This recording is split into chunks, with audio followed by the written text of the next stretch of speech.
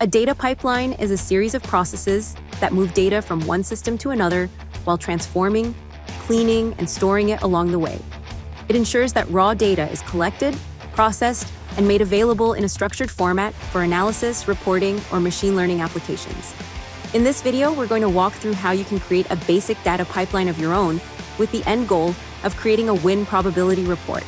Your data pipeline will refresh daily, and you can use the report for daily fantasy sports or sports betting decisions. You can also apply the pattern learned to create other sports-centric data pipelines at home. There are 4 core attributes that make up a typical data pipeline. The first is scalability, or how the pipeline handles data loads efficiently and regularly. Your data pipeline is not going to be static. It'll grow over time to include other data and hockey statistics. So, it's important to build scalable pipelines. The second is reliability, which ensures the data in the pipeline is accurate and that errors or failures don't happen. If the source data changes, for example, you have to make sure your data pipeline can adapt. The third is automation. The goal of a data pipeline is to automate the collection and management of data, so it should reduce manual effort wherever possible. And the fourth is maintainability. The pipeline should be easy to modify, debug, and extend in the cases of new metrics needing to be added. Let's walk through building a basic data pipeline. You can follow along at home by downloading the code samples and replicating the steps in your own environment. The first step is to identify the source data. We're going to use the unofficial NHL API, which is undocumented but currently free for you to use. The second step is to ingest the raw data from the source data provider into your data environment. We're going to use Python to do this. The third step is to clean, transform, normalize, and then store the data. This is an important step that prepares the data for analysis. The final step is to analyze the data. This can sometimes happen in a couple of steps.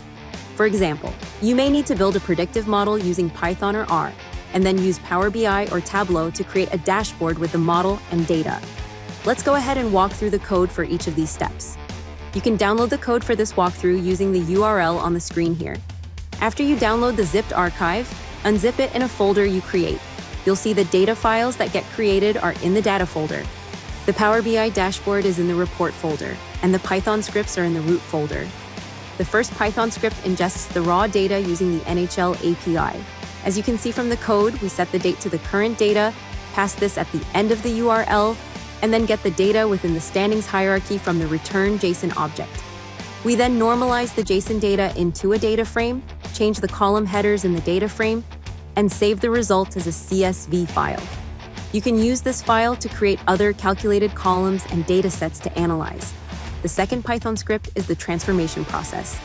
In this script, we're going to read the first CSV file into a data frame, filter the data down to a subset of the columns, and then add 3 calculated fields. These calculated fields are expected win percentage on home ice, and expected win percentage when playing away. We're going to use this data in our analysis phase, so these calculated columns will be important. The third Python script makes some key calculations. For example, it calculates what we call the value differentiation. This is the difference between a team's actual win percentage and expected win percentage. If a team's actual win percentage is significantly higher than its expected win percentage, it might be overperforming and due for regression. Conversely, if a team's actual win percentage is lower than its expected win percentage, it might be underperforming and a good buy low candidate. The result of this final analysis script are 2 CSV files that we'll use in the Power BI dashboard, which is our final step. In the Power BI dashboard, you can see here that we've added the 2 CSV files as part of the data model. We've then created 2 reports. The first report shows home versus away win percentage. You can use this report to find teams that consistently perform better at home or away. You can also filter by different teams to compare teams who might be playing one another. The second report shows expected versus actual win percentage. So here you can find those value teams we mentioned earlier depending on the differential. The final piece is to create an automated Python script that runs all of the other scripts. After you create this script, you can automate it using any number of techniques, such as a cron job or task scheduling. As long as you write the CSV files back into the same folder each time you run the scripts, you simply refresh the dashboard for the latest win percentage calculations in the 2 reports.